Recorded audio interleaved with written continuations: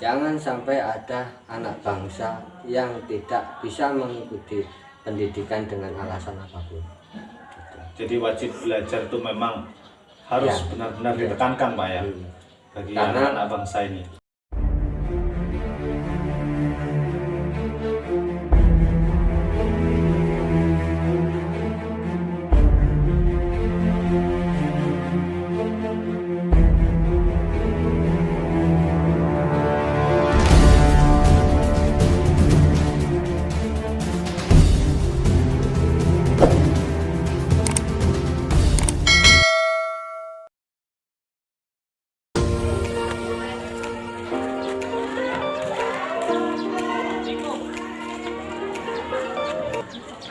Assalamualaikum warahmatullahi wabarakatuh. Kembali lagi bersama saya di channel YouTube Warta Pemuda Pondok Pesantren Barokatul Qadiri. Sahabat-sahabat sekalian, pada pagi hari ini saya sudah berada di SMP NU Barokatul Qadiri. Dan kita akan berbincang-bincang bersama Kepala Sekolah SMP NU Barokatul Qadiri. Kita akan berbicara tentang apa saja persiapan yang disiapkan oleh SMP NU Barokatul Qadiri menjelang tahun ajaran baru 2022-2023. Ikuti terus perjalanan kami tetap di channel YouTube Warta Pemuda Pondok Pesantren Barokatul Qadiri. Saya akhiri. Wassalamualaikum warahmatullahi wabarakatuh. Assalamualaikum warahmatullahi wabarakatuh. Kembali lagi bersama saya di channel YouTube Warta Pemuda Pondok Pesantren Barokatul Qadiri.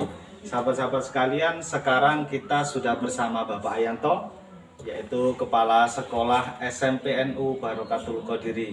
Pripun Pak kabare, sehat nggih? Alhamdulillah sehat. Alhamdulillah sehat. Nah, dan pagi hari ini kita akan berbincang-bincang bersama Bapak Ayanto terkait tentang SMP NU Barokatul Qadiri dan yang lain-lain. Bagaimana Pak persiapan tahun ajaran baru ini di tahun 2022-2023? Ya, alhamdulillah secara umum untuk dari yayasan perlahan tapi tetap bergerak untuk pembangunan sarana prasarana asrama dan ruang kelas baru itu tetap berjalan sampai saat ini. Dan untuk persiapan PPDB sudah kita mulai, dan timnya, panitianya sudah kita bentuk, karena syaratnya sekolah sambil mondok. Berarti pendaftaran di tahun ajaran baru ini sudah bisa dimulai kapan Pak? Sudah bisa dimulai dari kemarin. Dari kemarin-kemarin Ya, sudah dimulai, dan itu sudah ada di depan di pintu masuk untuk panitia penerimaan santri dan siswa baru. Untuk promosi PPDB di tahun ini sudah melalui media apa saja Pak? Medianya sudah media online pasti sudah, terus dari gerakan kita, siar kita itu sudah, kita kunjungan ke sana, ke lembaga-lembaga yang lain sudah, banyak. Kalau memang sudah ada link untuk pendaftaran peserta didik baru, kalau memang sudah ada bisa dicantumkan Pak nanti di sini. Jadi teman-teman yang dari jauh, Bapak Ibu sekalian yang mendaftarkan anaknya ke SMP NU Barokatul Qadiri atau semua pendidikan yang ada di SMP yang ada di Yayasan Barokatul Qadiri ini bisa daftar lewat online Pak ya. Bisa sehingga nanti mempermudah teman-teman kita yang dari jauh. Bisa.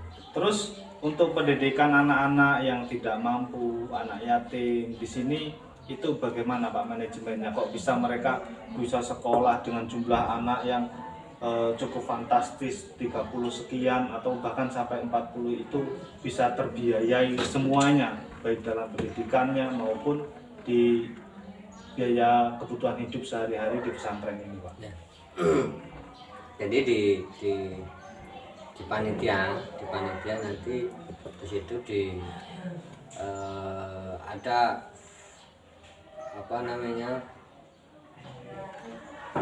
brosur yang harus diisi oleh wali santri. Nah, brosur tersebut ada untuk jenjang satu pintu, jadi ada pendaftaran SMP, ada pendaftaran SDNU, ada pendaftaran SMKNU Barokatul Qadri, dan ada lembaga yang menaungi anak yatim piatu, itu yang menggratiskan biaya hidup dan pendidikan, yaitu LKSA. Itu satu pintu, dengan syarat kalau yang di LKSA itu menyertakan surat kematian. Surat kematian Ya. itu yang LKSA. Nah, untuk mencukupi biaya hidup dan pendidikannya, ya alhamdulillah banyaknya dari donasi sementara, donasi dari seputaran, kita berkeliling dan transferan dari mana-mana, ada yang dari Jakarta, ada yang teman-teman yang Alhamdulillah, berarti dan nanti juga titip, nanti kita akan sertakan nomor rekening lembaga LKSA. oh, nomor rekening. Jadi untuk teman-teman yang mungkin mempunyai rezeki lebih Ya. bisa berbagi lewat rekening lembaga atau pribadi itu? Lembaga. Karena lembaga LKSA. Lembaga. Kita punya anak asuh ada 39 anak. Ini belum nanti persiapan tahun ajaran baru. Insya Allah pasti nambah. Kalau di tahun ajaran baru ini, kemarin kan yang tahun kemarin itu belum ada online, Pak. Sekarang sudah ada online. Kira-kira persiapan operator yang untuk menghandle pendaftaran online itu sudah ada belum, Pak? Sudah ada. Alhamdulillah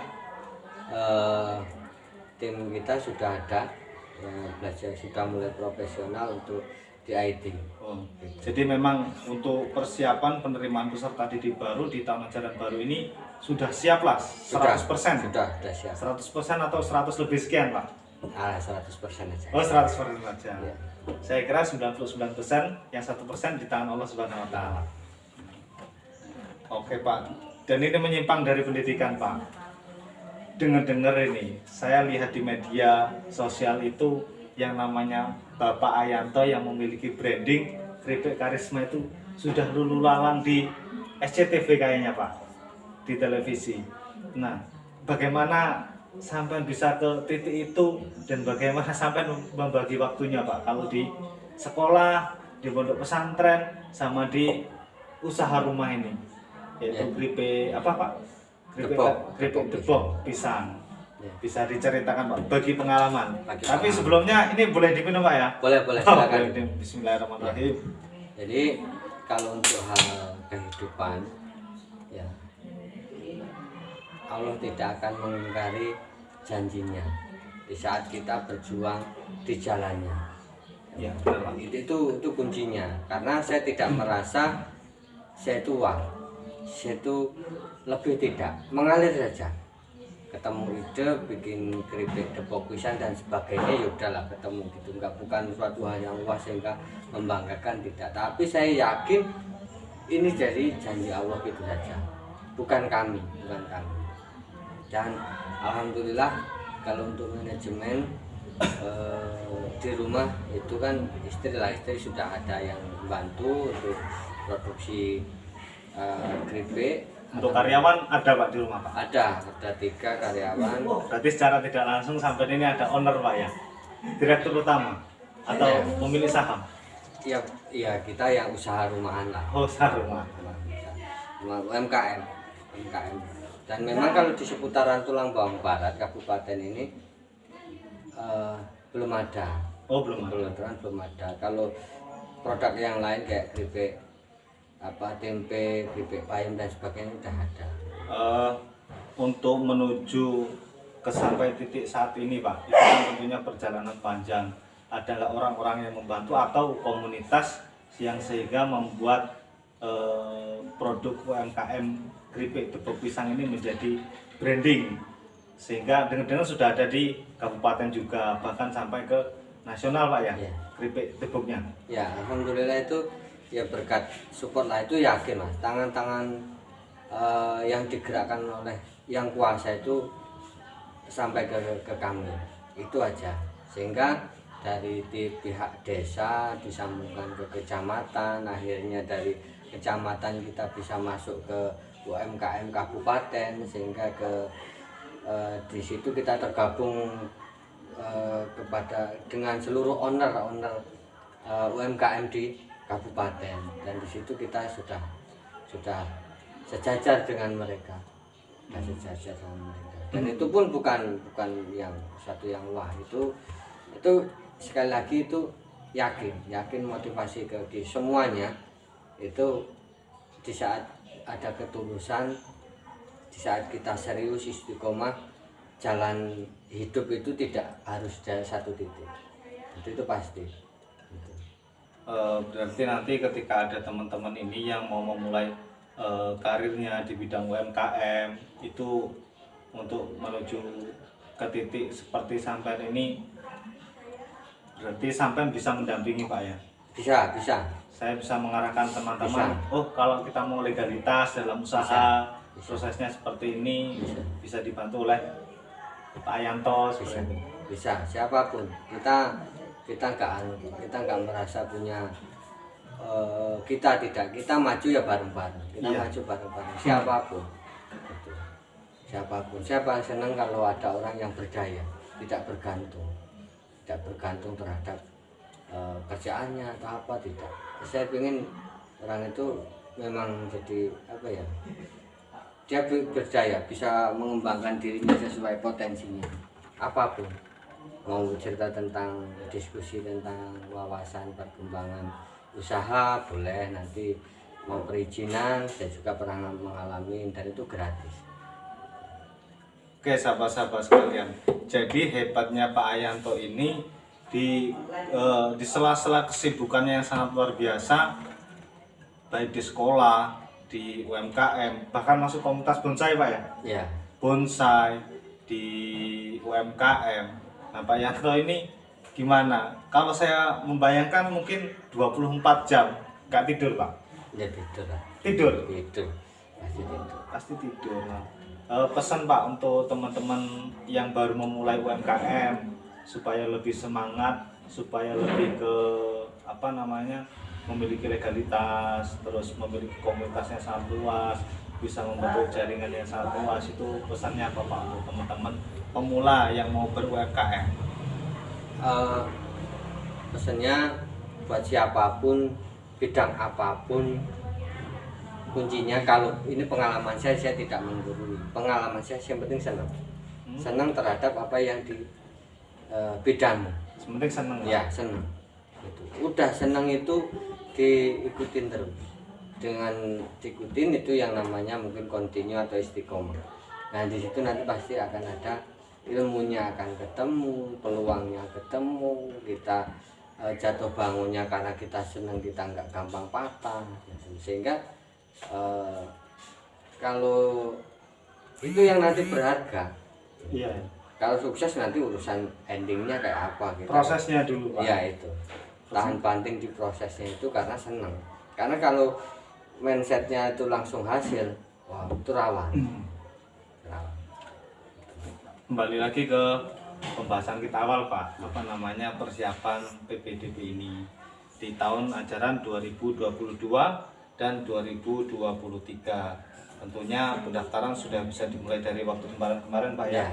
Mungkin nanti sahabat-sahabat semua di rumah yang ingin mendaftarkan anaknya ke seperti sekolah juga di pesantren, jadi memiliki dua jenjang pendidikan dalam waktu yang bersamaan.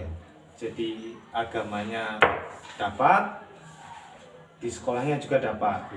Itu untuk pendaftaran ini Pak, pendaftaran ini terkait pembayaran seragam, atribut dan lain sebagainya, itu seperti apa Pak prosesnya, prosedurnya? Apakah harus kontan atau kredit atau seperti apalah, karena kan memang tidak bisa dipungkiri kebanyakan masyarakat ini memang di kalangan menengah ke bawah. Jadi untuk mengantisipasi itu, bagaimana proses pembayaran wali ketika mendaftarkan anaknya di SMP NU Barokatul Kodiri? Jadi kalau masalah untuk pembayaran itu bisa ngobrol, itu bisa kita obrolkan, dan bisa itu diangsur juga bisa. Yang pasti oleh sang pengasuh, sang pendiri yayasan itu jangan sampai ada anak yang putus pendidikan. Anak itu akan mengkhianati amanah undang-undang. Iya. Mengkhianati amanah Iya, undang-undang. kalau sampai ada anak bangsa yang dia tidak bisa sekolah karena apapun alasannya, termasuk biaya. Nah, bisa nanti datang kita ngobrol bagaimana. Ya kita nggak kuat, tapi kita yakin, kita pelan-pelan, kita bareng-bareng kita bisa. Ini sudah terbukti. Kita tuh nggak punya apa-apa. Belum ada bantuan dari pemerintah, mungkin dari lembaga khusus itu belum ada. Sementara ini masih mandiri dari yayasan. Mandiri dari yayasan.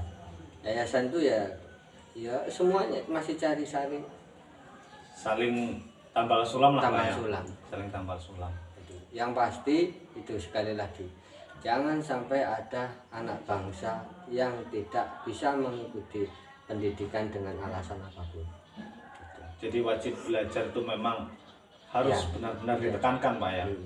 Bagi anak bangsa ini. Karena nanti yang kita pikirkan bukan sekarang, kelak di saat nanti mereka yang akan meneruskan kehidupan ini, kita akan bersedih di saat anak-anak itu tidak kita cukupi biaya, kita cukupi pendidikannya.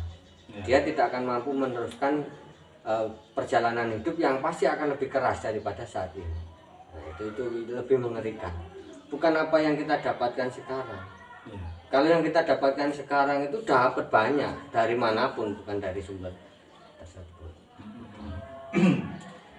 Jadi pesan terakhir untuk sahabat-sahabat semua, marilah kita bangun dan mencerdaskan anak bangsa dengan menjamin pendidikannya, karena memang itu generasi-generasi pemimpin penerus bangsa ini. Ya. Bisa mendaftarkan anaknya di mana Pak?